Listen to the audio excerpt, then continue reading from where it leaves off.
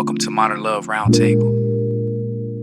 Love, sex, real talk, where nothing is sugar-coated, and the truth always comes out. This is the space where real conversations happen about dating, relationships, intimacy, and everything in between. So if you've ever felt confused, questioned someone's intentions, felt like something wasn't adding up, you're in the right place, because here we don't guess. We break down behavior, patterns, and what it actually means, with real perspectives, real reactions, and real truth. So sit back, listen in, and let's talk about it. Late night, low light, something on your mind. You've been holding back the questions you've been scared to find. Been reading all the signs, but you don't trust yourself. Put your feelings on the shelf, let me help. This is real talk, no filter, no shame. We say the things that nobody else came to say. Love is complicated, but the truth is plain. Welcome to the table, let's play. You deserve someone who shows up when it's hard, not just when the vibes are right and everything is soft. We break it down, no judgment in the space. Real love, real pain, real grace. This is real talk, no filter, no shame. We say the things that nobody else came to say. Love is complicated, but the truth is plain. Welcome to the table, let's play. So sit back, listen in, and let's talk about it.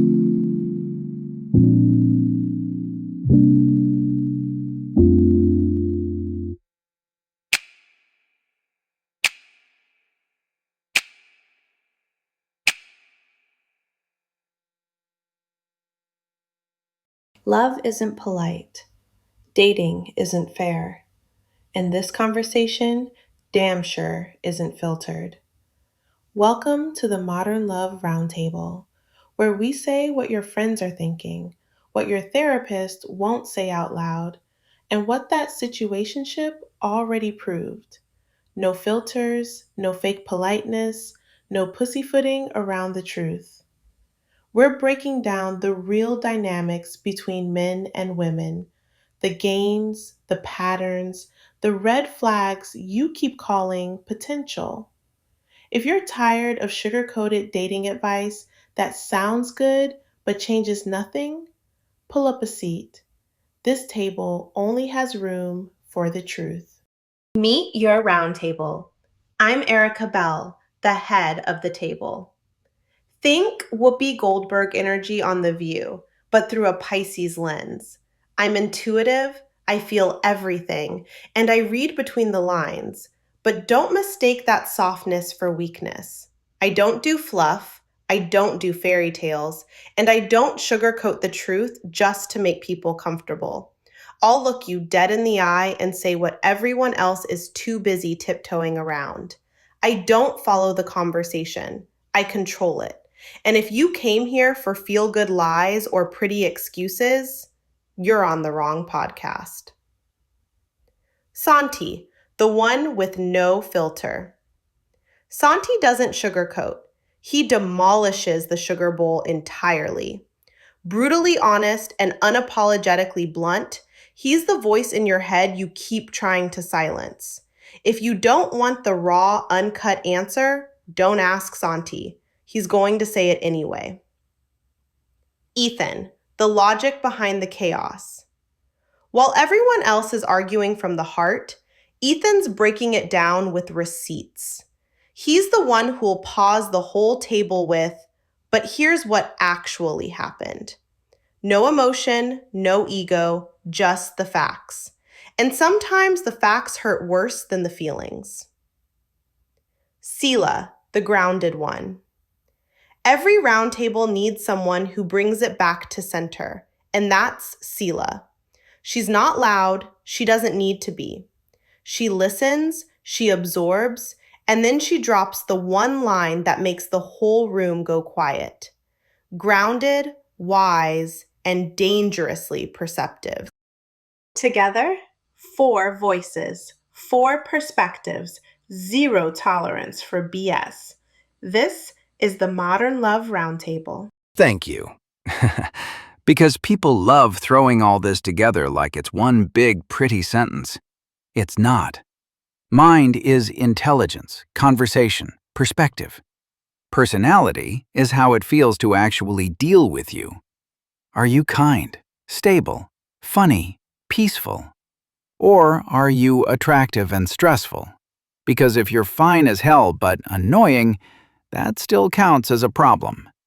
That's the part people keep skipping. That's the cleanest way to frame it. Attraction usually starts before any of that is known. Most people see somebody first, get pulled in fast, and only later find out whether the reality matches the packaging. So yeah, the first filter is visual, whether people want to admit it or not. And if we're being honest, that first yes or no happens in seconds. And that's where a lot of confusion starts. People think they're choosing connection, but most of the time they're choosing what caught their eye. Personality hasn't even entered the room yet, but they're already acting like it's love. That's the problem.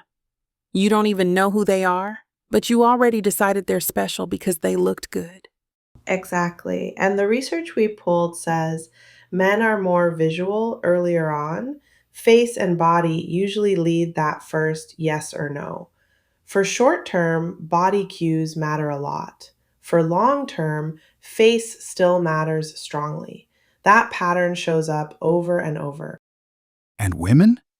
Let's kill the fantasy that looks don't matter to women. They absolutely do. Men clock the chest, the ass, the shape, the lips, the legs, the whole visual package. That first hit is physical. But women, generally, are a little more willing to keep evaluating after the first glance. It becomes, okay, are you attractive enough? And then, what else do you bring? Right. For women, looks are often a baseline, not the whole decision. The data says kindness, intelligence, emotional stability.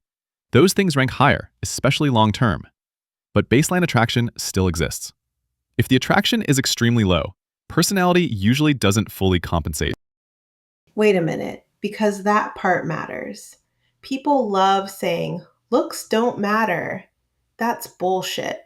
Looks matter as an entry point. They just matter differently. Men often weight them more heavily up front. Women still care, but they're more likely to keep evaluating. And women often evaluate body a little differently too. Not always aesthetics alone, but what it signals. Strength, height, that protective feeling, health, capability. It's not just, is he hot? It's, how do I experience his presence? Yeah, broad shoulders, height, that balanced build, that protective energy is real. But here's the trap. People hear that and think, cool, just look the part. No. You can have the V-taper and still be emotionally 12 years old. Which happens a lot. And on the male side, same thing. A woman can be physically attractive enough to get attention immediately, but that doesn't predict whether he'll actually want to stay. Initial attraction and sustained attraction are different systems. So if we're being real, chapter 1 answer is simple. Attraction often starts visually because that's all you have at first. Men tend to filter harder through looks and body early. Women still notice looks and body, but usually move faster into, okay, but who is he? And honestly, that's where things start separating fast. So let's get to the real meat of it. What keeps somebody around? Because this is where people get exposed. Everybody says personality matters, but their dating history says they were addicted to chemistry and confusion. I'm sick of the vibe. Half the time, that so-called vibe is just some bullshit chemistry with a clown suit on it. That's true. And chemistry is immediate. Alignment is revealed. Chemistry can feel exciting in a moment. Alignment feels steady over time. One pulls you in, the other holds you safely. That distinction matters. Immediate chemistry is not proof of long-term compatibility. It just means there's attraction, tension, interest. Longevity depends on behavior patterns, consistency, emotional control, honesty, effort. Those are personality outcomes, not visual traits. And let me jump in. Mind and personality overlap, but they're not the same. A smart person can still be selfish. A funny person can still be inconsistent. A charming person can still create chaos. So, when women say they want mind, a lot of times what they really mean is, I want somebody whose personality makes my nervous system calm down. Yes, because personality is not just whether someone is entertaining, it's whether they feel safe. Do you feel understood? Do you feel respected? Do they create confusion or clarity? For me, that's where peace becomes attractive. And the studies back that up. Kindness keeps landing at the top for women. Intelligence too, humor too, emotional stability too. Women keep saying some version of the same thing. I want a man who brings peace, not drama. That's not boring. That's health. It's also practical. Someone with poor emotional regulation can be physically attractive and still become unattractive fast. Long-term commitment is less about who created the spark and more about who consistently makes the relationship feel functional and secure. There it is. Because a lot of people choose stimulation over stability.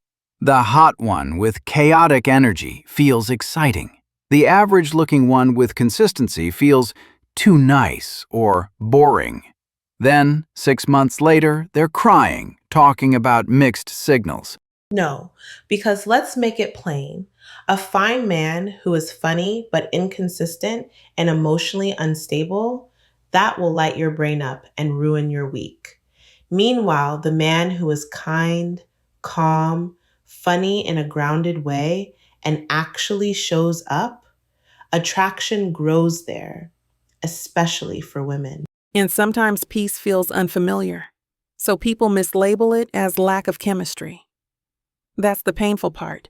They've learned to associate anxiety with attraction, but anxiety is not intimacy. Exactly. Personality deepens attraction because it changes the experience over time. Good personality traits increase perceived attractiveness. Bad personality traits erode it. So yes, visuals may open the door, but personality determines whether anyone wants to keep living in that house. Commitment is not built on, you looked amazing across the room. It's built on, when I got close to you, your behavior made damn sense. That's the line right there. Immediate chemistry is what gets romanticized. Alignment and consistency are what actually sustain a relationship. So if you keep choosing packaging over experience, don't tell me personality is your top priority. Your choices are voting. All right, let's end this the honest way. Short-term and long-term rankings. Mind, body, looks, personality. No hiding. Santi, go. You always do this. Okay. Short term? Looks first, body second, personality third, mind fourth. Because short term is usually visual and immediate. Long term? Personality first, mind second, looks third, body fourth. If your personality is off, I don't care how good you look. I've lived that. It's exhausting. Ethan? Short term, looks, body, personality, mind. Long term, personality, mind, looks, body. That's not me being poetic. It's just how outcomes work. Visual attraction starts the process. Personality and mind determine whether the relationship is actually worth maintaining. For me, short term is personality, looks, mind, body. And I know that sounds unusual, but if your energy feels off, I detach quickly. Long term, personality first, mind second, looks third, body fourth. Because if your presence does not feel safe and steady, I'm not building on that. Mine? Short term, if I'm being brutally honest, looks, personality, body, mind. Because looks do catch my attention first. But long term, personality, mind, looks, body, easy. Kindness, humor, emotional stability, Peace. I'm sorry, that wins every time. And can I say something? This is where people need to stop performing. What you say you want and what you repeatedly choose are not always the same. Plenty of people say, "I want peace," then date the most chaotic person in the room because they're attractive. That's the whole point. Your preferences are theoretical. Your behavior is the evidence. If you keep selecting based on visuals and tolerating poor treatment, then visuals are leading your decisions, regardless of what you claim matters most. Exactly. Everybody says personality matters. Cool, show me your dating history. Show me who you made excuses for. Show me who got more chances because they were fine. That tells me the real ranking. And there's grace in realizing that. It doesn't have to be shame. It can be awareness.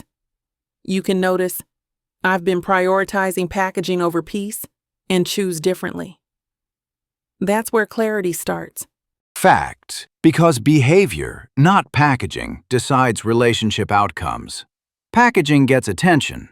Behavior creates the experience. And the experience is what people remember. Simple version: attraction gets people in. Personality and patterns decide whether they stay. If the behavior is inconsistent, the outcome will be too. And if you keep picking somebody based on how good they look while ignoring how bad they are for you, that's not love. That's dumbass, self-inflicted damage with a pretty face. And if this brought something up for you, pay attention to what your choices have been teaching you. That awareness matters. I'm Santi. Love y'all. Be clear. Stop dating confusion. Ethan here. Read behavior, not potential. Sella Grace, protect your peace. And I'm Erica Bell. We'll see you next time. Bye, y'all.